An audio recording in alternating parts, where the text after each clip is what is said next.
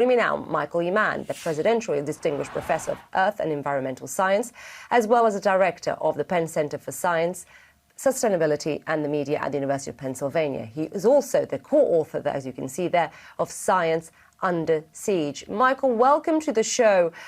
I mean, the picture I've just painted, not just in Europe, I know we're seeing also really dire scenes in the United States, but here on this side we have extreme heat, drought, wildfires, devastating floods across the Northern Hemisphere. And it does feel very apocalyptic. When you listen to what we've just laid down and what we are seeing, what do you take away and how does it compare? Yeah, well, thanks. It's good to be with you.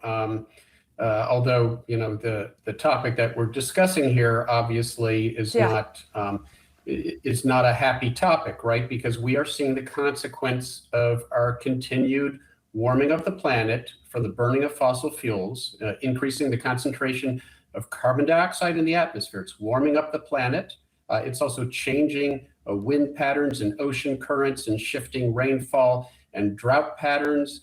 And so you have this climate change factor. Think of that as a rising tide. And on top of that, you've got a wave. El Nino is a wave. And what happens is when the crest of that wave combines with the rising tide of the warming of the planet, you see new levels of warmth. You see new levels of impact on wind patterns, on storms, on extreme weather events. And so that's what we're seeing. We're seeing the combination of the warming of the planet from fossil fuel burning. Now we've got a big El Nino on top of it. And there's some question about whether El Ninos might be getting larger because of human-caused climate change. But leaving that aside, the combination of those two things is now creating unprecedented weather.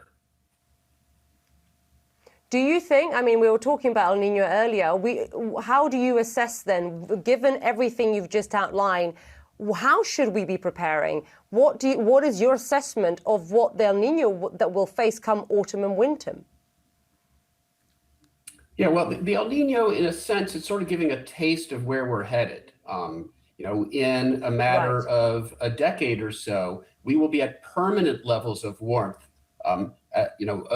equivalent to the warmth we're going to see this year, in part because of El Nino. So what it tells us is this is the stuff that's coming, the stuff that we see play out this summer and into next year when we will really see the impacts on North America. Most of the North American impacts actually arise during the fall and winter of that El Nino. So we haven't seen the worst consequences for the US yet. And when we see those consequences, we need to understand that while they're temporary to some extent because of the effect of El Nino, they will become permanent if we don't stop warming the planet. And the good news is that that's up to us. If we reduce our carbon emissions, if we bring carbon emissions to zero, the planet stops warming up. So there's no, physical limitation to action. Right now, it's just a political obstacle that we face. Yeah. Let's talk about that. I mean, you brought it up. I think it's so important. Previous years been talking a lot about mitigation. Now we're seeing, we're looking at images, as you're talking, Michael, from Stourbridge in England. I have never seen wildfires in the UK. In the last hour, I got an alert on my phone from the government basically saying, warning, no barbecues, etc. I've never seen anything like this.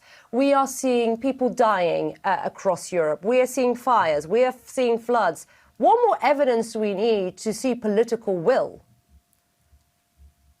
Yeah, I could barely breathe the air outside of my home in Philadelphia because of the Canadian wildfires and the dangerous levels of wildfire smoke. So we are seeing now, in a very profound way, the consequences of human-caused warming. And getting at your question, about adaptation versus mitigation, my good friend John Holdren, the former presidential science advisor under Barack Obama, has put it this way. Our response to this crisis is going to be a combination of three things: mitigation, adaptation, and suffering. And what that really means is we've got to prevent the warming that we still can and the worst consequences that will come with that, while adapting to those changes that are now inevitable. And to the extent that we don't do that, we will see more and more suffering. And that's what we're seeing play out this summer. We're seeing that suffering. More suffering and more extreme weather, you think? Is this it? Is this what our future now entails? Extreme, be it extreme rain, is what we've seen in Japan and the Midwest, and then extreme drought, we're seeing in this part of the world. Yeah, so some of this was predicted long ago. You make the planet warmer, you're going to have more heat waves, more intense heat waves, more frequent heat waves.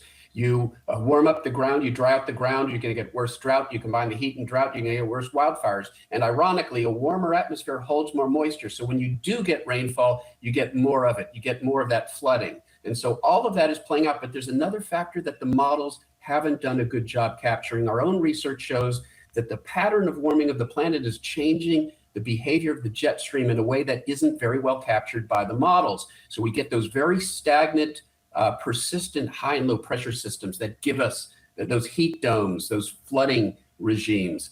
And if anything, our models are probably underestimating the extent to which climate change has increased the occurrence of these sorts of weather extremes.